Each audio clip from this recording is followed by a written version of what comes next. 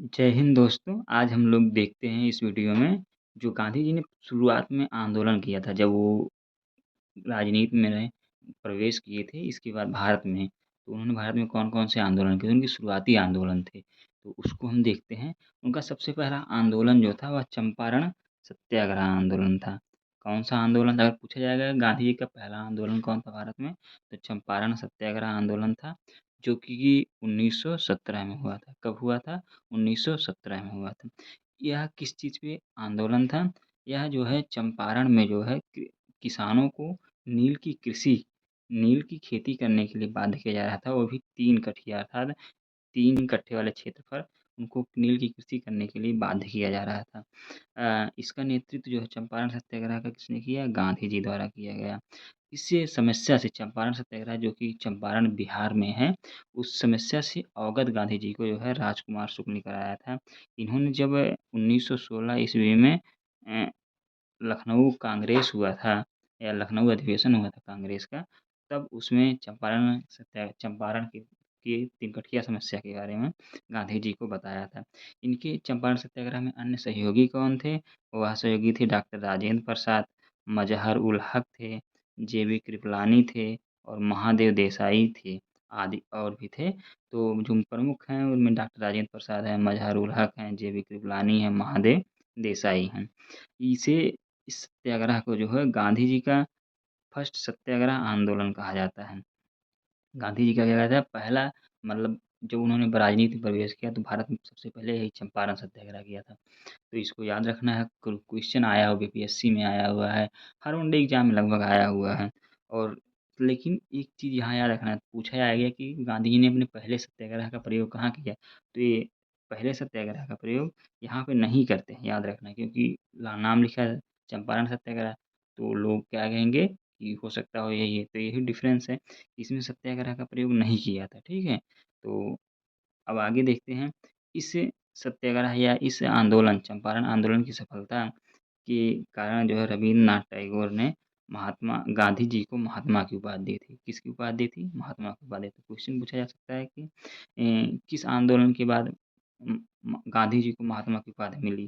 तो चंपारण सत्याग्रह के बाद गांधी जी को महात्मा की उपाधि मिली। और इस आंदोलन का विरोध जो है एनजी रंगा के द्वारा किया गया। किसके द्वारा किया गया था? एनजी रंगा के द्वारा। इसको तो ज़रूर याद रखना है, क्योंकि यह समझ लो इम्पोर्टेंट, बहुत ज़्यादा इम्पोर्टेंट है। तो चंपारण आंदोलन का विरोध किसने किया था? एनजी रंगा ने किया था। अब जो दूसरा उन्होंने आंदोलन किया, उसे कहते हैं खेड़ा सत्याग्रह। खेड़ा सत्याग्रह कब किया उन्होंने? मार्च से जून के महीने में 1918। कब किया? मार्च से जून के महीने में 1918 में। अब गांधी जी यह पहला आंदोलन है जिसमें उन्होंने सत्याग्रह का प्रयोग किया। किसका प्रयोग किया? सत्याग्रह का प्रथम प्रयोग अगर पूछा जाएगा गांधी ने सत्याग्रह का प्रथम प्रयोग कहाँ किया? तो खेड़ा सत्याग्रह 1918 में, जो कि मार्च से जून के महीने में होता है। यहाँ पर समस्या क्या थी खेड़ा सत्याग्रह में कि अकाल पड़ गया था, तो किसान जो है सोच रहे थे कि लगान उनका माफ़ कर दिया जाए, जिसके खिलाफ वे आंदोलन कर रहे थे। और सरकार जो है अंत में यही करने के लिए तैयार होती है कि जो लगान देने योग्य हैं वो दें और जो नहीं देने योग्य हैं वह ना दें। तो कारण क्या था? अकाल पड़ने की वजह से लगान में किसान माफ़ी चाह रहे थे, ठीक है? कारण यही था कि अकाल पड़ने के कारण लगान में लोग माफ़ी चाह रहे थे। और परिणाम क्या निकल के आता है कि जो किसान लगान देने योग्य हैं वे दें और जो नहीं हैं वह ना दें। अर्थात जो किसान देने योग्य हैं उन्हीं से लगान वसूला जाए, बाकियों से नहीं वसूला जाए, ठीक है? अब तीसरा जो उनका आंदोलन था, उसे जाना जाता है अहमदाबाद मिल सत्याग्रह। क्या जाना जाता है?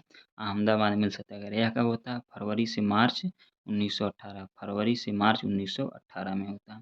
अब एक चीज़ याद रखना, जो चंपारण सत्याग्रह होता है 1917 में पहला उनका आंदोलन था।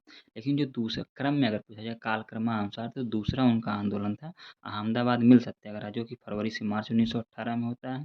जबकि जो खेड़ा सत्याग्रह होता है वह मार्च से अप्रैल 1918 के बीच में होता है। तो अगर क्रम लगाने के लिए आ जाएगा, तो पहले चंपारण हो जाएगा, फिर अहमदाबाद हो जाएगा, फिर खेड़ा सत्याग्रह हो जाएगा। समझ में आया? अर्थात अगर इसको ट्रिक से याद करोगे तो चंपारण हो गया, फिर अहमदाबाद हो गया, फिर क्या हो गया? खेड़ा हो गया, इसको या केक कह सकते हो, केक। चंपारण, अहमदाबाद और फिर खेड़ा सत्याग्रह, ठीक है?